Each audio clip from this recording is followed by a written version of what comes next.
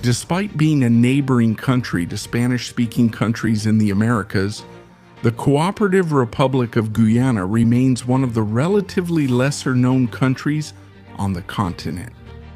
But this could start to change very soon due to a surprising decision by the current government, and it consists of implementing mandatory Spanish language education in the only officially English-speaking country in South America.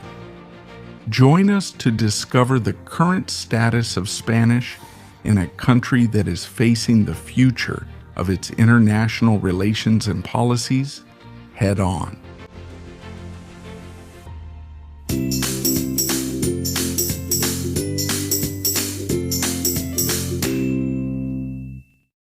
Guyana is located in the northern part of South America, right between Venezuela, Suriname, and Brazil, and it is the only nation in the South American subcontinent to have English as its official language.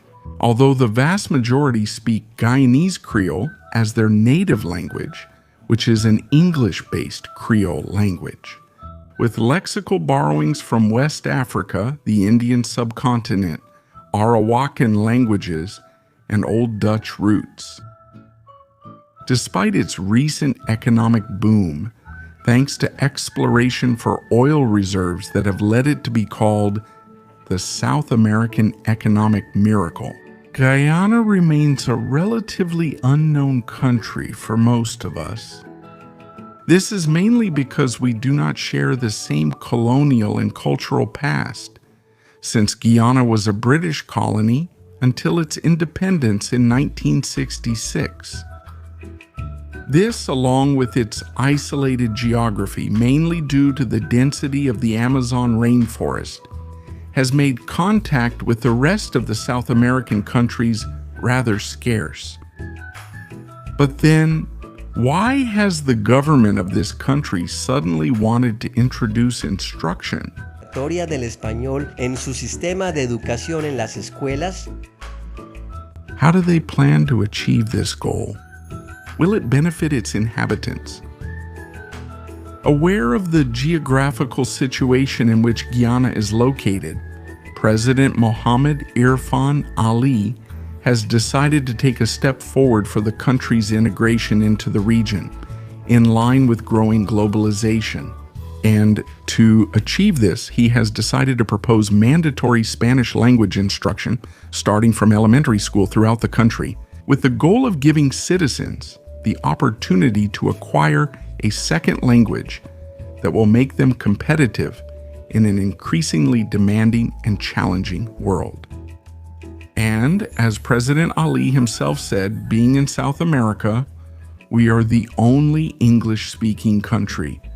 We have realized that we are part of this continent where the majority speaks Spanish, and I think we would be doing an injustice to younger generations if we don't move in this direction. If you want to be internationally competitive, you have to have a second language.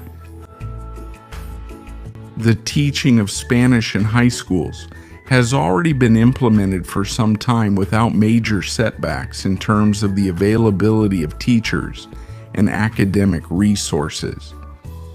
However, mandatory teaching in primary schools poses a much greater challenge for the state. Although in the first phase of the project, the teaching of Spanish would begin in the upper grades of elementary school. The sociocultural reality and the linguistic landscape of Guyana are already changing, with a growing number of Spanish speakers coming to live and work. Thanks to the great increase in opportunities brought by the economic boom in the oil and gas sector. A significant number of these new immigrants are also finding work in the construction sector. They are mainly made up of Venezuelans who arrive in Guyana every day in search of new opportunities, in many cases fleeing the crisis in their country. There has also been a strong increase in medical assistance from Cuba, with the contribution of doctors coming from the Caribbean country, so much so that in the public health centers of Georgetown, the capital of the country, it is highly likely to be treated by a Cuban. This is why it is important for the national government to prepare young people for this new and changing administration. Before we continue, don't forget to subscribe to this channel and turn on the notification bell to get notified about new videos. However, the new educational ambition of President Ali's administration is by no means an easy task to carry out. Currently, the actual number of teachers qualified to teach Spanish is being evaluated, which is not a problem in secondary education. However, as I mentioned earlier, the initial proposal is to start with primary education in the upper grades, that is, from 4th or 5th grade, for which there is currently no clear picture regarding the availability of qualified teachers to meet the demand at the national level. Therefore, the government is already in talks with bilateral partners to secure the necessary human resources and achieve the proposed objectives, at least during a transition period, while Guyanese teachers are able to meet the internal demand throughout the country. President Ali has also made clear his intention to have his ministers take Spanish classes as well. And he is considering implementing an online platform so that any citizen who wants to learn the language can do so. And he added that teaching a foreign language would help students become more competitive when they enter the workforce. But realistically, the government acknowledges that it still does not have the full human resources capacity to carry out the entire educational endeavor. For this reason, the Minister of Education, Priya Manikchand, has also announced that talks are underway with Cuba and Mexico about possibly bringing in Spanish teachers. At the same time, she stated that a lot of work has been done to ensure that starting this year, both primary and secondary schools have the proper equipment to teach Spanish classes. A shortage of teachers has been detected in certain areas, and for this reason, it is considered a priority to move forward with negotiations with the governments of Cuba and Mexico, while proper training and preparation of local teachers is achieved. And even so, even if this is not achieved, the Ministry of Education is exploring several options to train more Spanish teachers, which include studies at the University of Guyana or at the Cyril Potter College of Education.